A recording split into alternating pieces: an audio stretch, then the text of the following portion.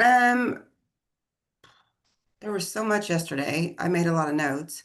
Um, I don't remember specifically now. It's just all sort of jumbled. But one of the gals in my team, though, she's like the open house guru because she's working under an open house guru, um, and has lots of success and tips and things. And so we're going to meet up, and she's going to share what she's got with me and show me some of the stuff that she uses and her process because she gets a ton of leads from that. So the networking has been rich for me at this point, among, lots of other information, but that's what stands out from yesterday for me. Yeah. That's really good. That's good. I second that. I always meet a lot of great agents through the Bold experience, and the networking piece of it is awesome. It's really cool to hear what other people are doing. Um, my experience yesterday was a little bit eye-opening for me. I'm definitely the most seasoned agent at my table. And I'm I'm the only agent at my table who's been through Bold before. So everybody in my group, this is their first time through Bold. And this is what it has done for me. And this is why I also like teaching classes at the Market Center. Not because I think I know everything, because yeah, obviously I clearly don't. However, it made me instantly level up. Like, okay, somebody needs to be in charge of this group, and I'm going to have to shine with my very best self. By default, I became the leader at our table for our team. So it like those things just instantly spark in me like, okay, I got to go. Like, I got to pull this group together. I'm running them through the team name thing. And so it's funny because I had already chosen the Bold Law, fail to plan to fail. And so that was the Bold Law that I'm starting on. I'm like, all right, well, we got to have a game plan for our team. And we just started brainstorming real quick. Like, this is how we're going to communicate. Let's get our accountability partnerships nailed down right now for going through scripts. And then even today, walking into Power Hour / pick up the damn phone, I walked in like I was just wrapping up my accountability call with my partner. And I'm like, man, putting myself in the Bold room instantly causes me to become like the next better version of myself, just almost by default. Like, I don't even have to do anything. I just need to be in the room, and it causes me to level up a little bit. And so Bold does that to me every time. I forgot about that part. I forgot the intangibility factor of like just showing up causes me to be. I will also absolutely everything Stacy and Tim said. The big takeaway for me yesterday, Bold fired me up yesterday. I don't know how you don't get fired up when you're in that Bold room. I was so fired up that I came home and I immediately now I had to clean my kitchen table because it's been a week since I've seen the kitchen table. So I had to do that and all this transparency because I wanted to sit down and work and I didn't want to work on the couch and I didn't want to work. I wanted to sit at the table. So I sat at the table and I worked until 9 o'clock last night on my database, on, cleaning stuff up and organizing this and getting a plan for that and all the things. I was so fired up. I finally made myself go to bed at 9 o'clock, or at least stop at 9 o'clock. But I was back up by 5:20 this morning, back at it. And that's what Bold does for me. And the thing that she talked about yesterday, and by the way, this is my favorite Bold coach ever. I will just say that she is fabulous. And there's still time to get in on Bold. I know we've missed 2 classes, but there's still 4 more. If anybody wants to do that, let me know. But um, life is an inside job. And what that means is you cannot do you have to take control of yourself, your thoughts, your actions, your inner dialogue, because until you do, you're going to manifest on the outside what's going on the inside. And that there is no action that doesn't first start with a thought. And so Caesar and I have been talking about this just in our personal life about expanding our thoughts, expanding our mindsets, expanding what we think about so that we can see the things that we want to see actually manifest, come to fruition in our life. And so what you think about, there's an old Bold law, Tim, I think you'll correct me if I'm wrong, but you get what you deserve in your imagination. What that means is whatever you think about, whatever you think you're worth, whatever you think you can do, whatever you think you're held up by and what holds you back and why you can't do this or can't do that, you're right. You're absolutely right. And that's what you're going to get. And so anyway, I could just preach a sermon about it, but I won't. But it's about right now, I'm working on that. That was what I was up this morning with my quiet time, my journal time going, I want to level up my thinking because that's where it all begins. I love that, Brandy. That's such a great share. One thing, if you like, I kind of joked around about it at the beginning. I was going to go to Bold no matter what, but you guys know how like the last four Bolds, they've been like, this one's different. If you've been to Bold before, this time it's different. And I'm always like, I roll like it's the exact same material, but instead of a 3-ring binder, it's in a spiral bound book. Like it's the exact same content. Um, Already when she had the like the index, like the divider tabs to put in our Bold journal, it already has caused me, just that one exercise has caused me to be more organized with my notes in my Bold journal, which I know was the purpose for it. But in the past, yeah, absolutely. Mine's like buried here in my little pile, but yes. In the past, I have been that agent who, as Bold has gone along, I'm making notes and writing down thoughts and like brain mapping and just putting it into my Bold notebook. And then if you were to just pull one of my Bold notebooks from my shelf and look at it, it just looks like a throw up of information that's really hard to come back to. So just our Bold coach, and maybe it's part of the Bold program now, or our coach is just a highly on it, organized coach. She's fantastic, by the way. Um, that one exercise has already caused me to make some really great notes in my notebook, and it's organized and it's easy to come back to. But one of the things that you did, Brandy, that you just talked about and you did it was you took action. Like you instantly got into action, and action just crushes all of my limiting beliefs every time. So when I'm like, even our scripts and role play, because I already had my call with my accountability partner, my Bold accountability partner, I get into scripts and role play and I have a few good calls and I'm high-fiving Sandy and like things are going awesome. And then I have that one like crappy call where somebody like gives me the cold shoulder really hard. And then I'm like, oh, I'm bothering people. And then I get in my head and then my call time starts slowing down and I don't make as many calls. This just having the action tab in here is like, what does a high performer do that I don't do? They get into high level action and they don't let their foot off the gas until they've hit their goal. And so just having that action tab, I'm like, I got 20 conversations to have today, and I'm not taking my foot off the gas until I'm done with them. And nobody's going to stop me. And there's not going to be any excuses. And there's not going to be any reasons because I'm a high level agent. What high level agents do is they just get into action. And I don't even have to worry about the outcome. If I just do the task, the results show up. It's just math. It just works. And that's Diana Kokoska's math was 20 contacts a day. If you have 20 conversations a day, you literally can't fail in this business. So I'm like, I don't even have to worry about it getting a cold shoulder or getting a no or somebody getting agitated at me, which doesn't even happen, by the way. That never even happens. It's all in my head. So it's just me getting into action. And then like already today, I've gotten 2 referrals. Yesterday, I got a referral. And then I looked ahead because if you guys do DTD2, Y and Z are this like the week that we're on, the letters are Y and Z. I only have 5 people in my database that fall into that category. So I'm like, I don't even have 20 calls a day to make in my database. So I have to go out, like, I got to find new people to call, or I need to go back to some people that maybe I called a couple of weeks ago. Thank you for that tip, Sandy. Go back a couple of weeks ago for people that I called in DTD2 that just simply didn't answer the phone or whatever. And that's my chance to go back to them. The bottom line, it's all about action, just doing the actions and the results show up. And that was real big. She like Amber was really big on that yesterday. Like get into action, get into action, get in.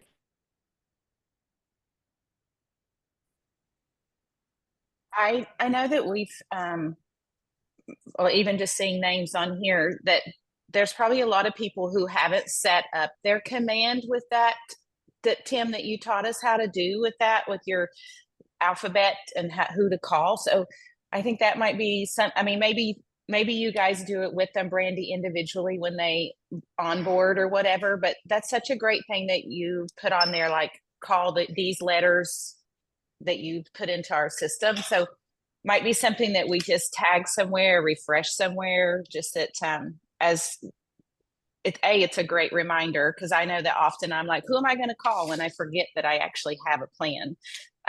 But a great thing to set out there for people who may not have seen that. I actually have a thought about that, Trisha, because full disclosure, just tagged my database with the DTD2 today. Like, it's not to say I didn't sporadically try to follow the DTD2 model, but I would just do it. Like, I would just open my database, go to that letter, call them, and be that. Today, I'm thinking, you know what? And I don't know if you're like me. Sometimes you're like, oh, I'll do it my way. And Right. I'm ready to go, you know what? I'm going to trust the process. I'm going to do it the way they told me to do it. I'm actually going to freaking tag this thing already. And so I did that this morning, and I created the tags and I tagged my whole database. It took me 20 minutes tops. And that was with dog distractions, dogs going in and out to potty. It was really quick and easy with the bulk action. So I can teach you how to do that. I can make a thing, but here's my aha about doing it this way. Follow the schedule, tag it, because then whenever it's time to make the calls and it's X and Y, or it's A and E, or it's whatever the letter of the week is, it takes out any judgment. It takes because normally I sit there and scroll going, not them, not them, not them, not them, not them. Okay, them, I'll call them. Okay, well, when you do DTD2, just call your people. Just freaking call them. If they're in that day, they're in that letter, do it. And it takes out the guesswork of, no, I shouldn't, no, just do it. Just freaking do it. And that's my aha today, because I do make judgments like, no, I'm not going to call them. Here's the thing. If you can't call them, if you feel like you can't call them because they would not take your call, probably shouldn't be in your database. So anyway, I had a lot of ahas this morning already. I'm a little fired up, had a coffee. I don't know. I love that. And I think I'm just as guilty, Brandy. And that's why I'm like, I think I don't have them all tagged, sat through Tim's class. But when I did that class, I think I was so just trying to understand what command was, that the whole tagging thing was beyond me. I was just trying to get rid of people who lived overseas. So I would love to have that, probably just go, how do I do that? And I think it does eliminate, it just sets the goal. This is who you're calling. I don't have to make any thoughts about it. And I think that would be helpful for me, so that I don't just call the same people I enjoy calling. And like you just said, I think you made it, you don't have to think about it. The decision's already been made who you're calling this month or this week. I mean, the decision's Right. already been made. You don't have to think about it. It's not, and I think that takes a lot of pressure off of some people. Hey, Tricia, don't forget that we do have offices in a whole bunch of different countries as well. So that could be a referral as well at that point. For your overseas folks. True. My New Zealand people. Yes. Mhm. I don't know if KW's in New Zealand, maybe. Here's something else that our coach yesterday said, and I don't know, I'm just gonna throw it out there because she's a mega agent. She's an owner in many market centers. This lady's, I don't know how she does what she does, but she has a database. She calls it the pond, and it's just everybody that's been in her world in any capacity. As long as they haven't unsubscribed or told her to go jump in the river, they are in the pond, and she markets to them with her emails and the auto marketing stuff. And then she has a more cleaned up version of her database. And that's the more her, probably Lonnie's triangle people. And so she kind of, I'm not sure how that looks exactly, but I kind of like that, because there are some people that I hate to pull out of my database, because if I could continue to market to them, they might pick up the phone one of these days, because I knew them at one point, or had a great connection at an open house or whatever. So she has kind of two versions. And again, I don't know what that looks like yet, but I'm kind of intrigued by that, to not kick people completely out. Maybe they can hang over in the pond, so to speak. I don't know. Does anybody else do that? I would love to know how to do that, because I do feel I'm so scared to eliminate. And I put them in that whatever section. I can't even remember what it's called, where they're Archive? there somewhere. Yes. Okay. However, they're not giving anything. So I'm afraid to get rid of them, but I also know that then I'm losing them. But I don't want them on my weekly phone call list either, because I would never get through them all. But I would like them just to get emails, something that's auto generated or something like that, but that they're not on my call list. And I don't know how to divide that. If you tag Definitely, them, that's definitely going to be tags. And the cool thing about Command is I don't I went to one of the tech trainings at Mega Camp last year, and I don't think that it's unlimited tagging, but it's literally something stupid like 999 tags per contact. Like it's a crazy amount. Um, and just tag them every which way. Like I've got tags that are tagged open house, and it's all the people that I've met at an open house that are those people, Trisha. Like we didn't really have a conversation. They might have signed the sign up sheet. I've had some open houses that are super busy that I didn't even get to everybody, but they gave me their info. And I don't want them to get my invites. I don't want them to get certain things, but I want to stay in touch with them regularly. And then they're also tagged by the address of the open house. So they have two tags right off the bat that they are all of my open house people get. I can broadcast to all of them, or I can broadcast to a certain house. What house I met them at. I've got people that are my VIPs, people that are family, people that are Kentucky Trail Elementary School, because that's where I met them at. My daughters used to go there. I've got people that are labeled volleyball team. I've got church people. I've got Richmond Park neighborhood. I've got Monarch View neighborhood. But then also you can mass broadcast to everybody. And it does take a little bit of time to set up those tags, but it's kind of one of those things that it is time so well spent, because you can be so much more efficient and effective marketing and sending out. I love how Amber Rutherford called it the pond. There are people that are just in the pond, and you're just throwing some fish food out every now and then. Maybe it's a quarterly newsletter or a quarterly market update, or maybe a monthly market update. But then there's those people that are actually going to be my DTD2 people that I want to have a voice conversation with at least once a quarter, if not once a month. And then the people that I'm going to be sending text messages to, and my VIPs that are at the top of the pyramid that are going to get my special invites and my pop buys. But I'm not going to do special invites and pop buys to somebody that they don't even know who I am. And I have a phone number for them, and they're in my database, and I kind of can't remember where I got their info from. But I am going to use that apology script, which is one of my favorite ones. And that's what I'm doing right now, thanks to Bold, is, ring, ring, ring. Hey, Ryan, I'm making a call today. Honestly, I'm just apologizing. I just can't remember how I got your number or why you're in my database, but I just happened to see your name and number in my phone, Ryan. And I feel bad making the call, but I would have felt even worse if I just never called. Could you refresh my memory how we met each other? And then Ryan's like, I have no idea who you are. Okay, great. Well, then they're totally in the pond, right? Or Ryan might be like, you were that idiot who knocked on my door one time and I told you I don't ever want to see your face again. Okay, sorry. Whatever, however that conversation goes. But at least it allows me to kind of qualify those people and see where they're at in my pyramid. And that's where I'm at right now. I did the Lonnie method, and I printed off my database, and I'm highlighting them, and all the people that are in red, half of them, I don't even know how they got in my number, how I got them into my phone. So it's just making the calls right now. And that's why I said, like, hey, if you don't want to come do the Bold homework, at least come and make fun of me and watch me make a fool of myself. Because even today, like, I don't know how many calls that I have, Shelby. I called like 3 or 4 in a row, and they were the wrong phone number. Like, some lady answered. I'm like, whoops, sorry, I got the wrong number. By the way, do you know anybody who wants to buy, sell, or invest in real estate? And so but we have to, like, in order to get a good working functional database, we have to make those touches at some point to even qualify where they're at in our, where are they at in the pyramid? Well, I probably need, I would love to look at yours just so you could show me, like, this is how I've divided it all, so that I can go, great, this is baseball team here. These are like all the different things. So that would be awesome. For me, that would be awesome to see yours that's somewhat successful, because mine is not. What's successful about mine is I've actually done the tagging and taken the time, and it's well organized. Right. What's not successful is my follow-up system to actually call them on a regular basis. That's the old Tim. The new Tim is I'm calling them every day from 9 to 10 a.m. in our training room. So come to any of the bold homework days. Okay. The only day that I'm not in the training room from 9 to 10 is on Wednesdays because that's bold day.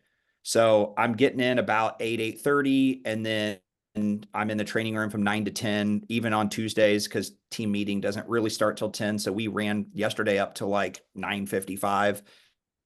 And I just throw my Okay. computer screen up on the TV, and you can see it and we can walk through it. I'm happy to Thank do the you. class again too. If somebody else wants, if they need help with tagging, that's a real easy class for me to do because I actually do use the tagging system in DTD2. So I'm happy to do that. And maybe I might need some help with Caesar. I can do Loom and record it. I use the free Loom. And so I think you can only record for like a few minutes, like it doesn't record long enough, but I'm happy to just go through that, and we could record it and put it in the database because I think everybody needs to use our tagging system. It's one of the best features in Command, and it's super underutilized. I would be in, but I will come find you in your hour there or call you. Yeah, I love that. you bet. Every day, 9 to 10 in the training room. Yeah. Yeah, that's awesome. Thanks, Tim. That's super helpful. And I think I forgot that I should be using that. Making phone Yeah, for calls, but so sure. random. So that's helpful.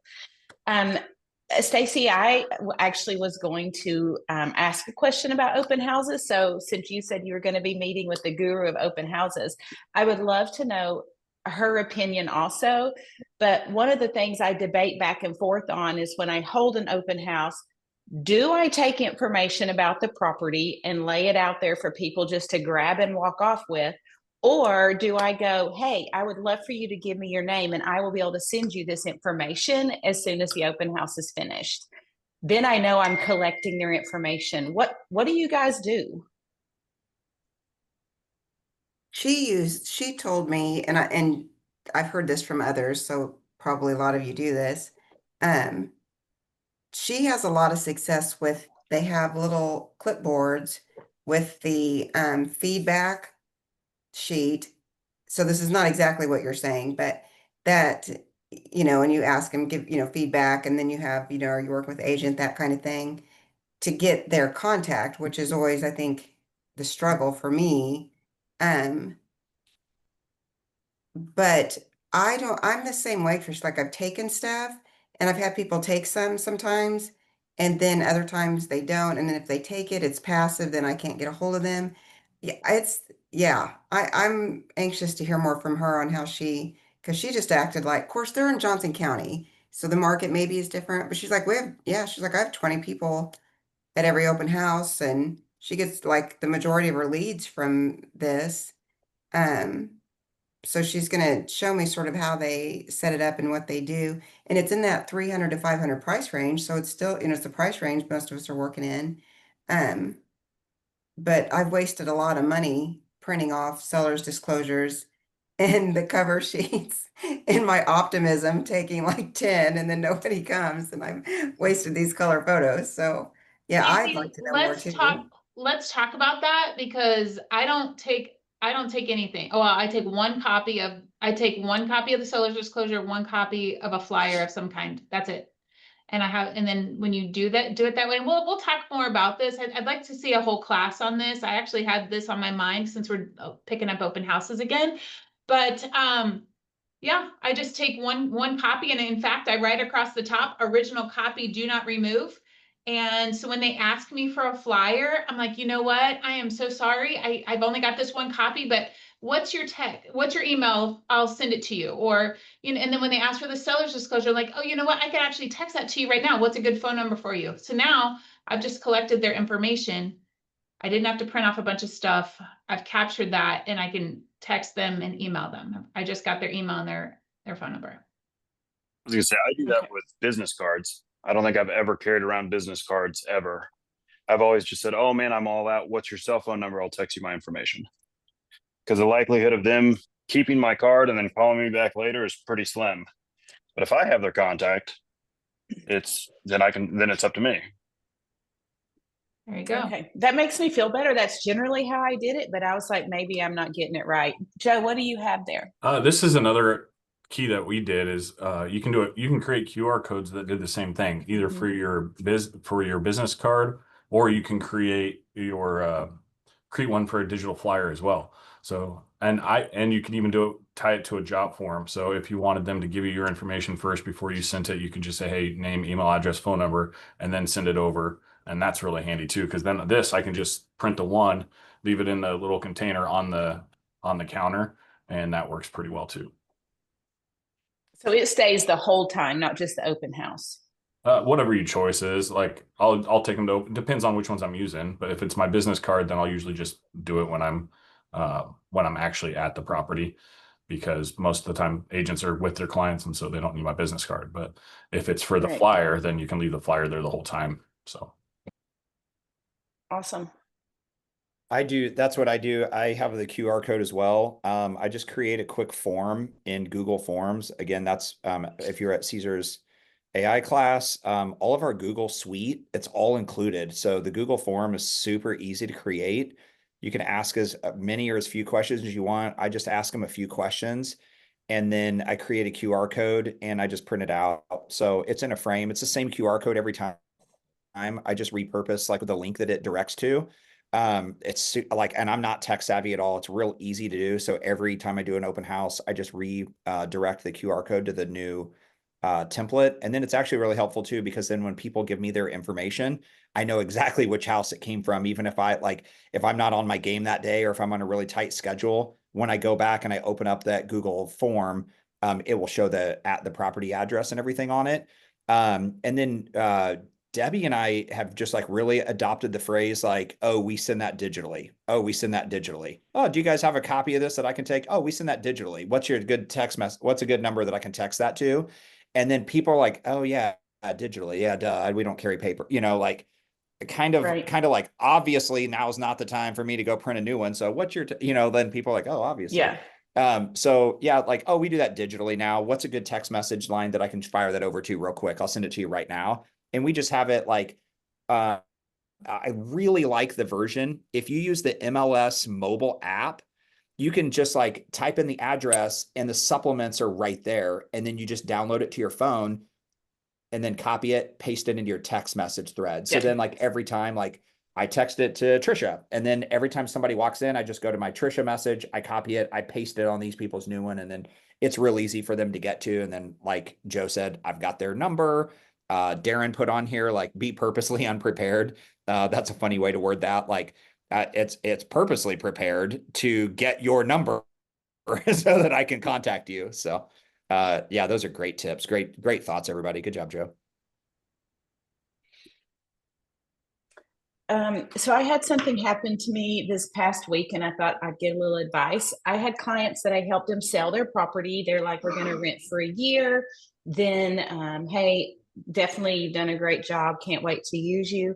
So they call me up and they're like, hey, we saw this new construction. And I mean, they've only been in their rental 4 weeks. So I wasn't really sending them anything, but we saw this new construction that somebody else built. They're going to be selling. So I was like, I'd love to show you. I got information about it, kind of scheduled a time. And I said, hey, I do have to have, we've done a listing agreement, but now we need to have a buyer's agency agreement. And they were like, well, we're not going to pay you anything. We're just going to go then and find the builder. It was a lot of conversation, but I'm like, how do you keep clients from just going to those builders sit there for hours for people to walk in? How do you negotiate them not just doing that and going, no? Because I told them builders are prepared to pay. They understand. We went through that whole thing, but she's like, yeah, but if they're not paying you 3%, we're just going to offer 3% less on the property. So it was a challenge to keep them from just showing up where they just sit at these houses. Help me.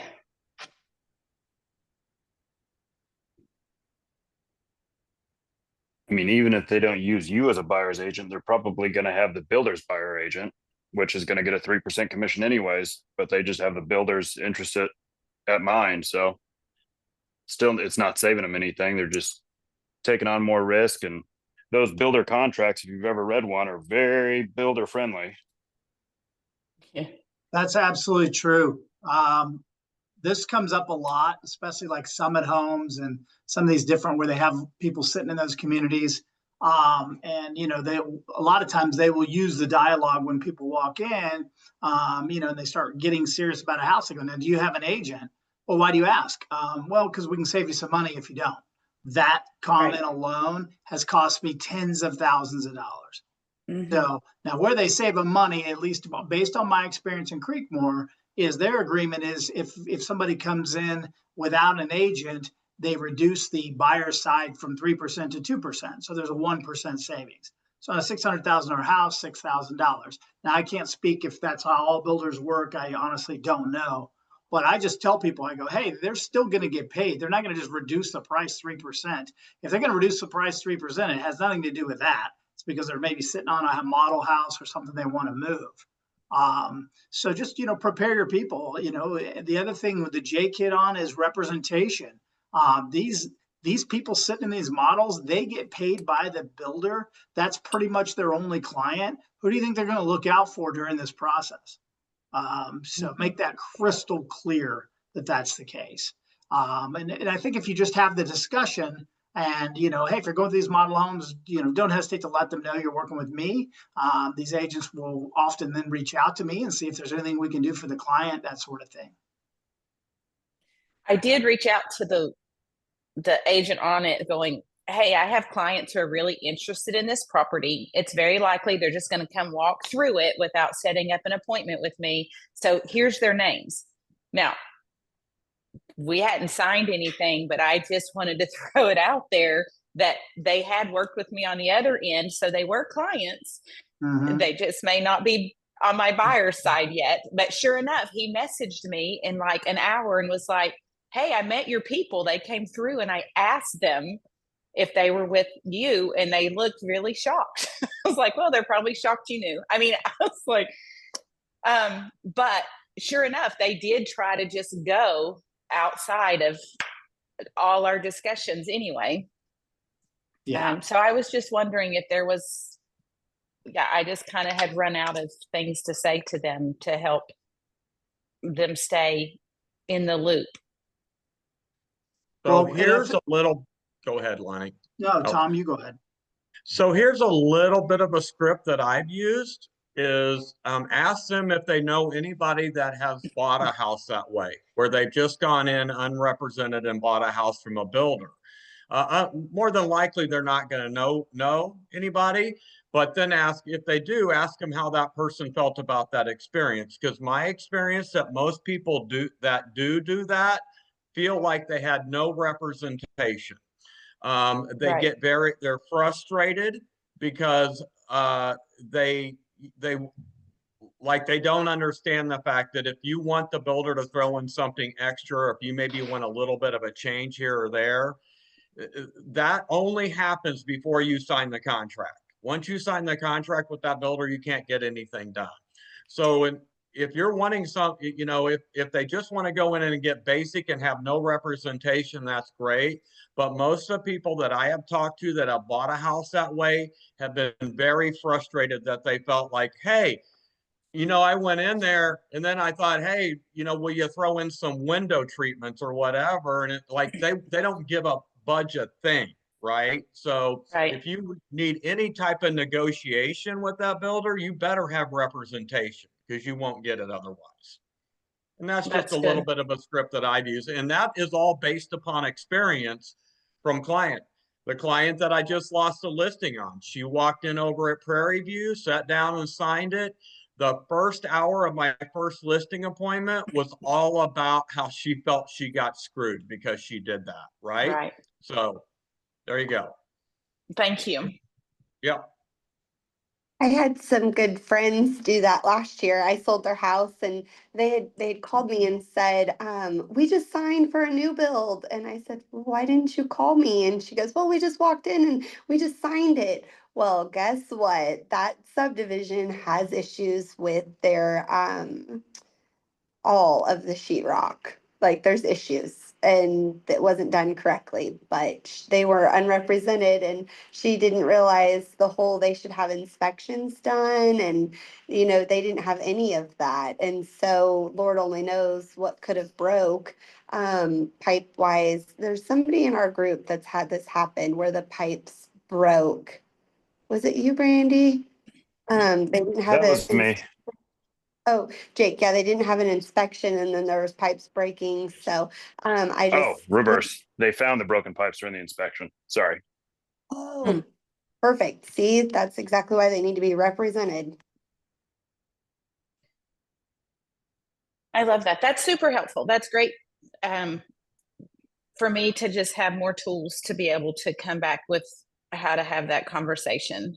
I thought I knew, but we'll see. They didn't buy that one, so maybe they'll come back around. So I have Even like another. Oops, sorry. No, go ahead, Jake. What about like I don't remember the term for it, but like how you do with a for sale by owner where you bring up a problem, say, how are you going to deal with it when X happens? Right. I wasn't sure if that'd be a good problem presentation.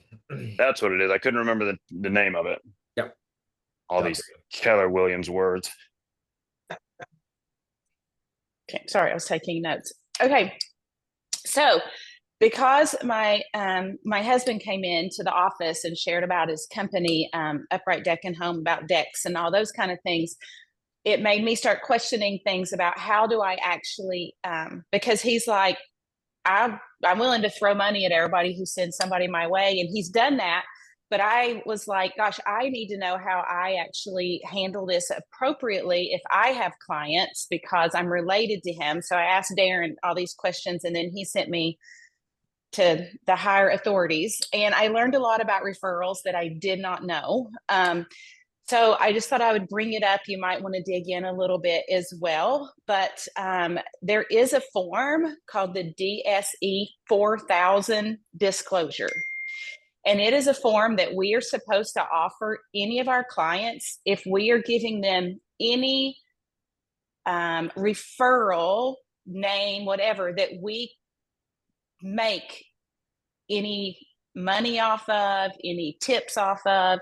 So because it's my husband and that would be a part of my family, if I refer him, I have to give them this form that actually says I'm related to this person. Therefore, I have interest in you using them.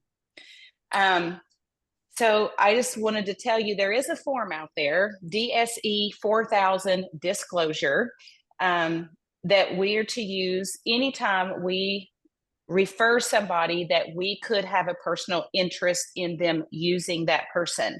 And it's to protect us if they were to come back and say, you led us in this direction because of you making money, and then blah, blah, blah, blah, blah. So I didn't know that. So I just thought I would throw that out there. She also made it very clear to me that there was a lot of breaches in how people were using social media, that they were going to start, and I don't know what that means, being a little bit more adamant about looking into it. And one of those was any type of way of collecting information from people with something that we're offering them. So she said raffles, giveaways, that these were all things that were people were using to collect information, and then you were giving a gift. So it's considered a gift for a referral for business. Anyway, it's a lot that I don't know how that's going to work out, but she did bring it up, and I've done that before. So I was like, oh no, which freaks me out a little bit. So she was like, if so and your client Sam gives you a referral of somebody they work with, you can't send them a gift card. You can't send them a financial gift. That's all a breach of the referral business. So I don't know all the laws of that. I just listened a lot, but I thought it was something I personally need to look into, because I have been a breach, if that's the truth, because I have sent gift cards to people who give me referrals, and she's telling me I can't. So I don't know if any of you have had this conversation, have any black and white boundary on where that is. I think I got my form she told me about and I was just reading it. It's not very big. It's just this form. But that was all new to me. So I just wanted to bring it up so that if you were like, hey, I should look into this. I don't have any wisdom on it other than I called and got my form and I'm starting there. So how does that work with like closing gifts? What if they give us a referral at closing at the same time I give them a gift? I don't know. I think it's this gray area. I did tell her I gave gifts to them after they used me and she was like, no, that's to your client after something like it wasn't considered buying a lead. That's kind of what she was referring to, is that process. So this disclosure form just says, I understand that, and then I put my name, has an affiliate relationship with or owns an interest in, and then I'd have to put my husband's company, Upright Deck and Home, and is recommending that I employ them for, and I'm like, a deck. And I realize that they may earn some financial benefits if I use this company. And then it goes, this form has been fully explained to me, dated, and then their signature. So that was new. I just printed it off and I just got it. Took me a while to find it, but What do you do with it once you fill it out? Do you send it back to them or do you just? Well, they sign it at the time that I give the referral of me saying, hey, I'm going to give you this business card, but I want you to know that I'm related to this person. And But then so do I'm we have letting to you know send that. Do you have to And then send that signed copy to? I think I can just put it in my dot loop. Okay. That if it ever comes back to it, then I'm like, oh, we're good. Okay. I gave my husband's company, you know. Yeah. So I know a lot of us have family that we might be doing double things and offering and those kind of things. So that's why I wanted to bring it up. I had never crossed my mind until Anthony was coming to share at the office. And I was like, well, let me call and be sure you can actually offer money to agents for using you. And so that's how this started. Then I realized that it was actually me that was responsible for carrying this piece of paper around if I made that referral, only if I'm getting something in return for the referral. So I can refer a lot of companies because they don't give me a spiff at the end. So that would. How is it? Okay, they're not filling out an official referral form saying, hey, this is my buddy, Joe Johnson, go sell him a house. You're giving a gift card to somebody because you want to give a gift card to somebody, in my mind. It's not, okay, maybe Joe Johnson did buy a house and you were told that he was interested by your friend, but is your friend going to fill out an official, I gave you a referral form? I mean, why would you have to do that little form? I think this is only for if I'm referring them to, like, here's a roofer to use, and I know the roofer is going to give me $100 for referring them. No, I agree with that. Yeah, I agree with that. That's what this form. That's what this one is for. Right. This isn't we were for. Talking, yeah, we were talking like Jake talking about. They gave you a referral at closing. Does this? No, I mean, yeah, in real estate I agree. school. In real estate school, our teacher said, I don't give out referral stuff like that. But I've got one guy that is great, sends me several a year, but one time a year, a limo shows up at his house and takes him and his wife down to the wherever for a night. And that's what we do. It's not an official anything. I like it. And I don't think there's a tracking. I don't think there's a tracking of those, like, hey, I just sent you a random gift card or whatever for referrals. But she's saying we can't advertise as well of like, hey, I'm, put your best friend's name on this link, and that might be interested in a house, and I'll send you a gift card. So you can't pre-solicit.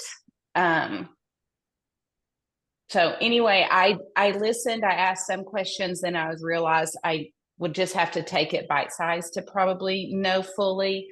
I think she was more concerned about the ones that we post out there collecting names than our personal relationships. I think she was like, we just have to be cautious that we're not presenting gifts ahead of time to collect information. Maybe it's a little bit like when we go to our children, you'll get a candy bar at the end of the grocery store if you don't touch anything, versus you get to the end of the grocery store and you reward them with like, hey, you get gum because you did it. It's kind of that reverse psychology of we don't bribe them, but we find a way to reward them. I don't know, that was parenting for me, but so anyway, so I just thought I'd bring it up there. At least start with this form. So if you do have family in business that you're referring to that could somehow compensate you, or if you do, at least you have that form. So. But the form is not necessary if you're not receiving any compensation. Correct. Yes. And if you don't know about it. So it's not your responsibility if you use Upright Deck and Home and they randomly send you a $50 card for Chipotle, like you didn't know that was coming. It wasn't something that you had an agreement on, something like that. But for me, I don't know, Shelby, because her husband's an electrician, if she sent him to do work, she should probably have one of these kind of thing. So yes, thank you. I will do that from now on, because that is, yeah, I try to keep Eric out of people's houses because the less my husband does in those, the better. Electrical wise, but I will have this form. Thank you so much. Can you share that link in our Southland page on Facebook? No, but I'll get Hannah to ask me. I only knew the name of it, and then Hannah Tolley went and dug it up for me because I didn't know where to find it. That was great. Thank you, Tisha, for bringing that up. I can send it to you. Can you tell us the name of it again? Yeah, it's called, let's see, I had to look at the DSE 4000 disclosure. And that's called the Disclosure of Referral of Business. And it's from the Missouri Realtors. So if we do get a referral for a client, can't we, like, what if we just took a mom to somebody's house and wrote, thank you for thinking of me? Absolutely. I don't think that has anything to do with this. Okay. Yeah, this is just referring business to a client that's specific. Like, use this electrician, use this person, but you knowing that you make some kind of monetary advantage because of it. So what time is it? 5 minutes. Anybody have a thought? Lonnie does. Pick Lonnie. Lonnie, what do you got? Am I on mute? No. Good. I was kidding. So back to one of your earlier topics, when we look at these databases, I think if we're being honest and if we will write the people down and all this kind of creepy stuff that I'm asking you to do, that you guys are fighting pretty hard, you're going to have this massive group of people that you really want in your database. But if you're being honest, you're like, I'm not picking up the phone and calling them. Somebody just said that honestly, and I appreciate that. So are we okay with that? Or are we going to try to move the ball forward? It may be that, hey, here's 20 or 30 people that I think I can develop this relationship. Where do I start? And it ain't going to be with a phone call, because if you're honest with yourself, you'll just call the next person. It's the easier call. So we have to graduate that relationship until that ease of communication becomes more natural, if that makes sense. I know in my pyramid of 360 people, I probably have another 200 or 300 that I'm kind of just classifying as the general public. I know that I don't have a very developed relationship with them. They're going to get some automated stuff from me, but I'm not going to call them. I know that. But the bottom of my 360, the bottom of my pyramid, that's people that I maybe haven't developed a relationship either long enough or worked on it, that at first I've got to just do little things to get that comfort with them back. And the techniques are really simple. First of all, it's much easier sometimes to just text someone and go, hey, was driving by your house the other day and I was just kind of thinking about you guys. How's the family? How was your summer? Open-ended question. Those kind of things. Post on their social media and go, wow, your trip to wherever looked really cool. Would you recommend going back there again? Question mark, open-ended. Get dialogue going, and then eventually that will lead to maybe a bumpy first phone call because you're actually having to talk to them. But then once you break through there, you're in. Does that make sense? Mm-hmm. Okay. We're all scared of the phone. Everybody at Keller Williams Southland's scared of the phone. And I get it. But how do we not be scared of the phone? It's all about how comfortable you are in the relationship. The people at your top of your pyramid, your top 10, 20, 40, however many it is, you can pick up the phone in 2 seconds and talk to them and you'll talk about everything in the world. You may never get these people to that level, but you can get them somewhere in between, which will monetize the relationship completely differently. Make sense? Yes. That's all I had to add. Just that. And that's amazing. And we need it. And it's one of those things that we have to be told over and over and over again. It's the constant push I probably need, the nudge of just keep doing it. So I have a good example of that our team had this week. If we have a minute. Yeah, sure. Paul, my dad, had a doctor's appointment at 2:15 on Tuesday. At 2:09, he's in the parking lot for his doctor's appointment, gets a phone call, and the phone call starts out, "Are you a real estate agent?" It sounds like one of those scammy calls, people trying to just get information or add you to a database or whatever. He's like, "Yeah, how can I help you?" She said, "How do you communicate with your clients?" He's like, "Pretty well, I think. Like, I answer phone calls and text message all hours of the day and night." He goes, "But I typically like to know people's names to be able to communicate with them." So she tells him her name. Apparently she'd gone and looked at a house with an agent without signing a buyer's agreement with the agent. Friendly compliance reminder, don't do that. But she didn't sign an agreement. She was ready to put a contract in on a house, put an offer in, $750,000 offer. Wow. And she insisted, she works in finance, and she insisted on paying full 3% commission, even though he was like, "I'll take 2.5% since I haven't really done a lot of this work." So communicating and answering clients and potential clients can be a $22,000 check that you don't get. That's a great win. Sure. Thanks for sharing that.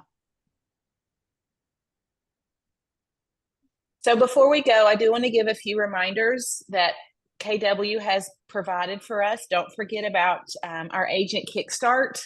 I think maybe just because we haven't said it every Tuesday that we forget we have that resource. Don't forget Trunk or Treat on October 24th, something that you can invite so many of your clients to focus on their kids. And then don't forget our autumn harvest is November 1st, which is something that I'm working on today. To get those invitations out there. I mean, this is so easy, people. Somebody else has done all the work for you. Go, Stephanie. But I mean, honestly, they've put so much work into providing us something that all we have to do is send an invitation and show up. So you can only fail if you just choose not to do it, which would be so silly because this is amazing. So anyway, I just want to put those reminders out there because October's here and it'll roll by so fast.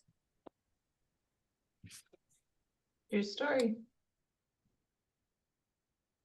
Everybody good? I think we're good. Thank you, Trisha. Great call today. Awesome. You Thank you, guys Trisha. having a great day. You too. Bye. Bye. Go team. Thanks, Call people. Trisha. Go make phone calls. Call your people. Sell something.